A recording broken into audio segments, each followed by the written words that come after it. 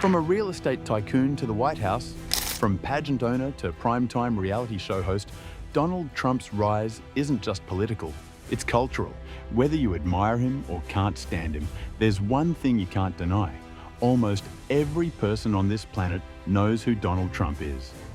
In a world ruled by likes, headlines, and hashtags, he's managed to stay smack in the middle of the conversation for decades. So here's the question. Did he ever really want to be president? Or just the most famous man alive? Let's start at the beginning, because the story gets wild fast. Before there were chants of "Make America Great Again," there were gold-plated elevators, glossy casinos, and towering buildings with one name on them, Trump. Donald inherited his father's real estate empire, but he didn't just manage apartments. He took the business and splashed it across Manhattan, then the world. He wanted the name Trump not just on buildings, but on steaks, vodka, airlines, ties, even a board game. If it could be sold, Trump tried to sell it with his name on it. It wasn't about being rich, it was about being seen. Trump once said, "All publicity is good publicity," and he lived by it. His empire had ups and downs, 6 bankruptcies, lawsuits, major debt. But somehow, his fame never dipped. The buildings got shinier, the press got louder, and Trump became less of a businessman and more of a brand. A brand built on flash, controversy, and never being boring. But how did that brand become a character? Enter The Apprentice.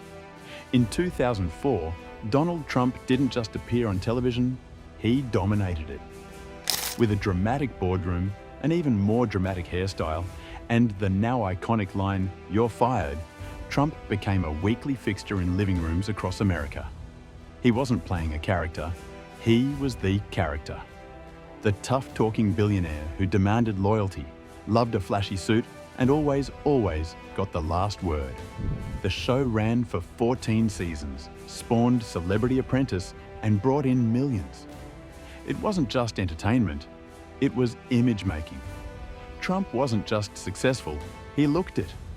Glossy boardrooms, beautiful contestants, and Trump always calling the shots.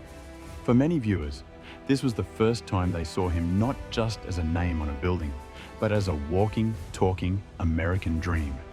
But behind the scenes, the empire wasn't always booming. But on TV, he was the ultimate boss, and the world was watching. On June 16, 2015, Donald Trump descended a golden escalator in Trump Tower and announced he was running for President of the United States. Many thought it was a joke. Others thought it was a PR stunt. Almost no one thought he would win. But Trump wasn't reading from a politician's playbook. He went full Trump. Blunt, chaotic, headline-grabbing. Within minutes, he accused Mexico of sending rapists and criminals to the US. And the media erupted. Outrage poured in from every corner. And yet, his poll numbers went up. Why? Because, for a large portion of America, Trump wasn't a politician. He was the guy who said what they were thinking. Or at least, said it loudly enough to make everyone else listen.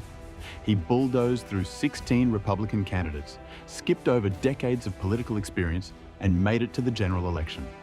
All from one escalator ride and a whole lot of controversy. And then, he did the impossible. When Donald Trump won the 2016 election against Hillary Clinton, even his own team looked shocked. Reports say Melania cried, and not out of joy.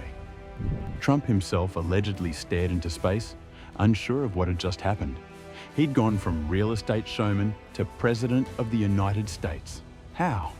He didn't play by the rules, and that worked. He skipped traditional ads and tweeted insults. He ignored political correctness and rode a wave of anti-establishment anger. His rallies were less like speeches and more like concerts, with chants, slogans, and roaring crowds in red hats. He called the media the enemy. He joked, or maybe didn't, about locking up his opponent. He treated the presidency like a brand, and he ran it like a business. For millions of Americans, it was exactly what they wanted. For millions of others, it was a nightmare. But again, whether you loved him or hated him, You couldn't ignore him. And Trump, he loved every minute of the spotlight. But that was just term one. Trump's presidency wasn't just a political shift, it was a daily media storm.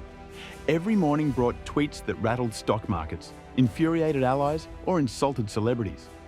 He pulled the US out of global agreements, pushed for a travel ban on several Muslim-majority countries, and sparked a trade war with China. And through it all, the cameras stayed on him, by design. He didn't just lead, he performed. He walked onto Air Force One like it was a runway, held press briefings that felt like boxing matches, said things no president had said, and often doubled down. He was the news, the ratings, and the chaos all rolled into one. But all the attention came at a cost. Protests grew, investigations piled up, the impeachment word came up, then happened. Twice. Still, Trump leaned into the noise.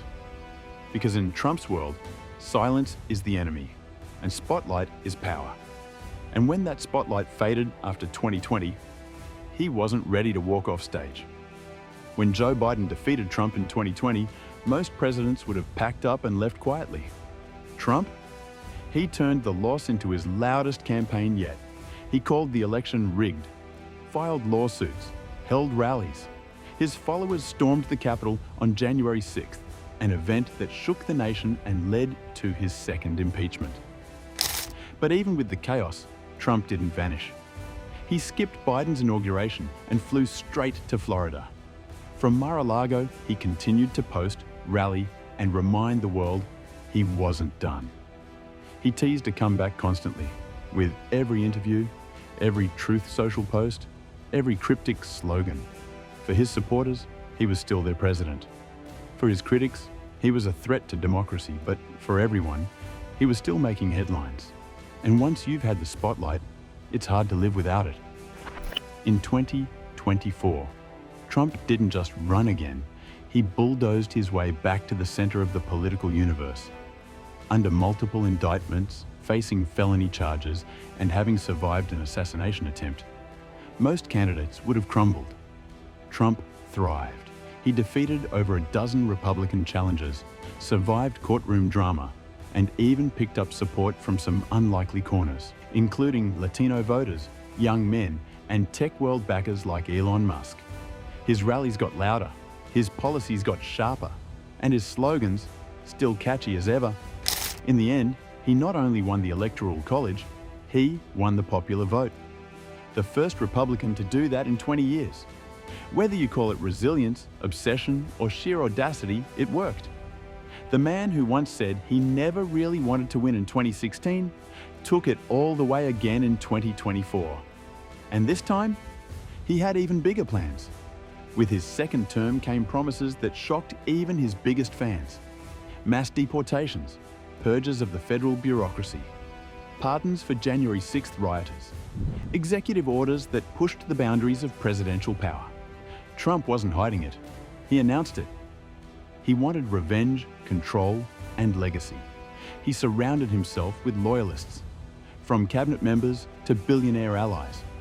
He brought in Elon Musk and Vivek Ramaswamy to help shrink the government and reshape the system.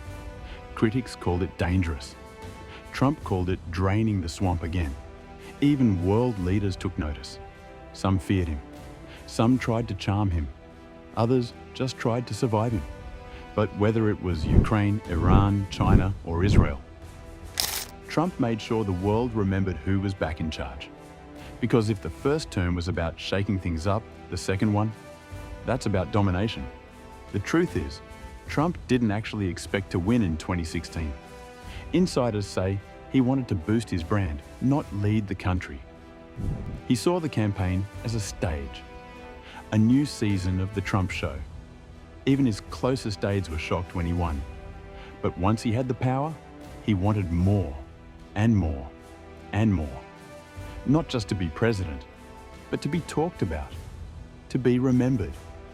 Not as a policymaker or peacemaker, but as the most famous man alive. He once said it clearly, "I want to be the most famous man in the world." And in some strange way, maybe he already is. Whether you see a leader, a showman, or a disruptor, Trump turned himself into a global phenomenon. A brand, a symbol, a headline machine. And love him or loathe him, we're still talking about him, from golden towers to global turmoil, from reality shows to real elections. Donald Trump has redefined what it means to be powerful in the 21st century. But the real question is, was it ever about governing? Or was it always about being seen? Because in the end, power fades, headlines disappear, but fame sticks. So what do you think? Is Donald Trump the most famous man in the world? Let us know what you think in the comments, and we'll see you in the next one.